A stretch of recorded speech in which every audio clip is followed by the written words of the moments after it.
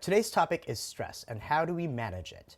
I know that when I was in my initial stages of recovery, I really had to learn how to manage stress because stress was a trigger for me, like many people who were addicted to something or are addicted to something, whether it's negative thinking or a substance. Because when I drank and I would be stressed out, I would drink even more, and I drank a lot. So, Leanna, from a hypnotherapist standpoint, what is stress to you and where does it stem from? It all stems from the story you're telling yourself. Things happen and our mind goes into shock.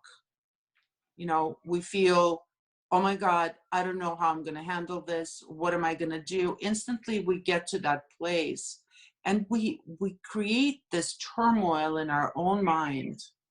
And that causes us to stress out. There's no stressful situations. It's how we perceive them. It's how we respond to them. It's how we manage them. That makes absolute sense. And so, my next question is, what are the tools that we need to know in order to handle stress in a much healthier way? We need to play around with the words that we use to describe our situation until we find a comfortable feeling internally. You can just start with, I want to feel good today. And just keep saying that. I want to feel good today. You will notice a shift. I promise you that. Then when we start to notice our life changing through our affirmations, we get excited because it's proof now. It's almost as if stress is like an affirmation, except it's a very harmful affirmation, right? Affirmations can be positive and affirmations can be negative. So whatever we're telling ourselves, we are going to experience it in our reality. So if we constantly say, my job is so stressful, my boyfriend's stressing me out, my wife is stressing me out, my kids, oh my God, you know, we're we're saying it, we're saying it into our reality.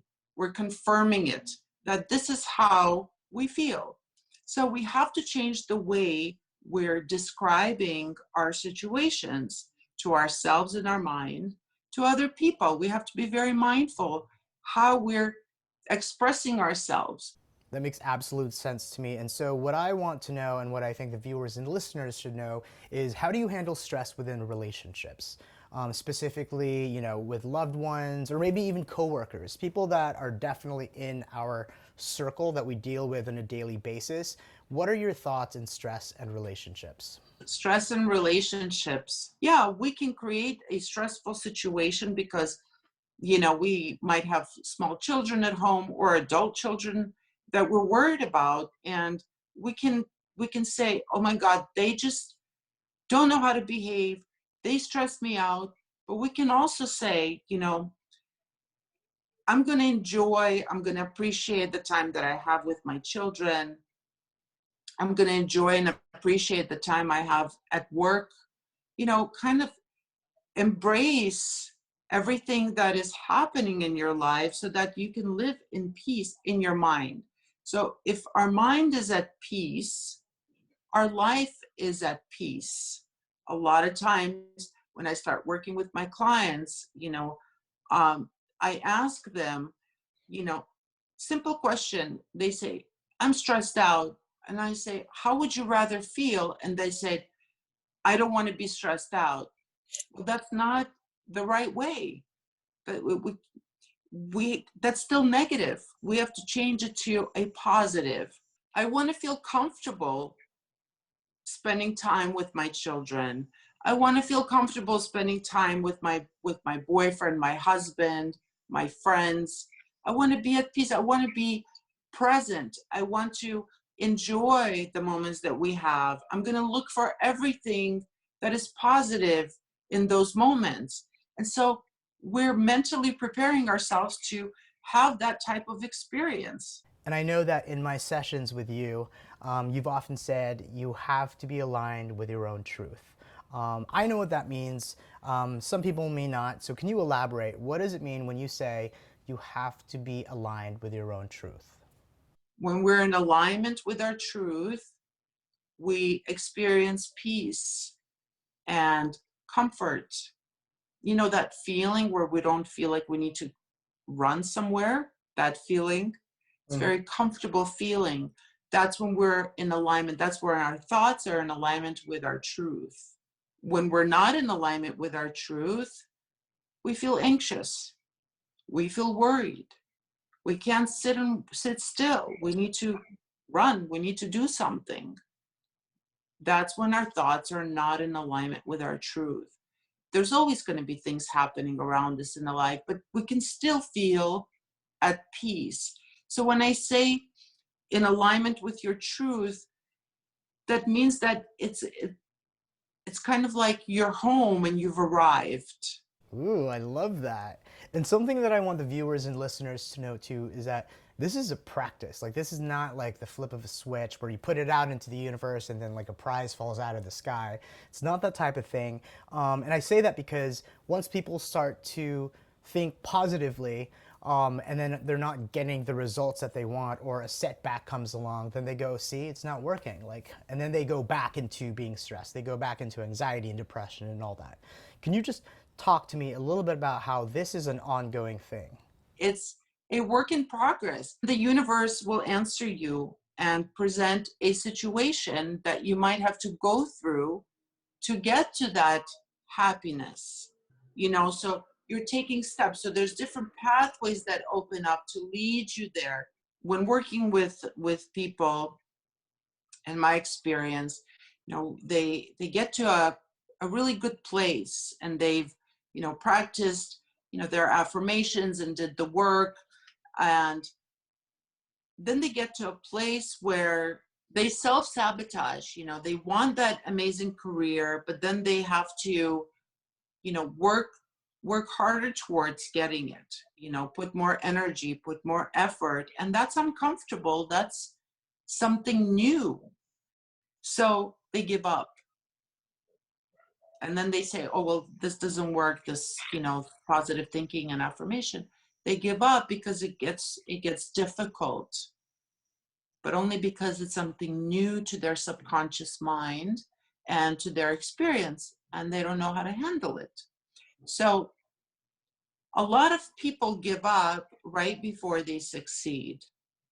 100%. It is a marathon, not a sprint. Yeah, for sure. What I'd love for you to talk about is how, you know, the most severe form of stress is chronic stress. And chronic stress is something that can actually kill you, believe it or not. And so I'm fascinated by the fact that a thought, which you can't physically see, can actually have like a physiological effect onto your body. So something you can't see, then all of a sudden like makes you sick. And to all those people that think that thoughts don't have an effect on you, just think about that, because it is a fact that chronic stress can kill you. I definitely believe that. You know, I've seen it in my personal life, unfortunately, with my mom. You know, she struggled so much with fear and anxiety and worry. And, you know, she contracted cancer when she was 52 years old. And, you know, I wish that what I know now, I knew then, to help her, you know, with her thinking, and just get her to a safe place with herself. So I definitely believe that we create our own disease in our bodies through our emotions and our thoughts. When we're so used to living in constant fear and anxiety and worry, and end up feeling depressed, you know, our energy is closed. It doesn't have a fight. It can't fight. And it's an open door to negative energy to house in. And then once it's there, we really lose control. It's really hard to get out of it. But I always say, if you see a tiny little light, tiny one, that's the only thing you have to hold on to, and let that become bigger and bigger and bigger and bigger over time. You know, the light can be so small amongst this darkness around it. No, but if you can see a little bit, just keep trying to go towards it. all you need is a little bit of hope, and then you make it bigger from there. I love that. You know, that reminds me of when I first started how to learn how to camp, believe it or not, just a few years ago. And I was learning how to start a fire. One of my very dear friends taught me that, you know, it starts off with tinder, which, not the dating app, tinder, like the small twigs and, you know, maybe leaves that are dry. And you have a little bit of a spark, and then you get the kindling, which consists of small to medium sized sticks. And then the fire gets bigger, and then you put firewood, which is larger sticks. So that to me reminds me of what hope is. So as long as you have Tinder, not the dating app, then you can have a big fire, right? So don't get caught up in the stress or the darkness or whatnot, because when I was starting a fire, I easily could have been like, oh, the wind, it's too windy, it sucks, or the fire's too small. No, it's actually up to you to put in the kindling and then the firewood, and then all of a sudden, like, you're warm and you get to enjoy it, right? You get to enjoy your hard work. It's not just gonna like burst up into flames from tinder from the beginning. It becomes big. It becomes big. All right, Leanna, so what is the one piece of advice that you have for our viewers or listeners that say there's somebody out there who is just extremely stressed out from being in quarantine? What would you have to tell that person? Think about what would my life look like if I didn't have this addiction, or I didn't have the stress? How would I feel? You know, think about that.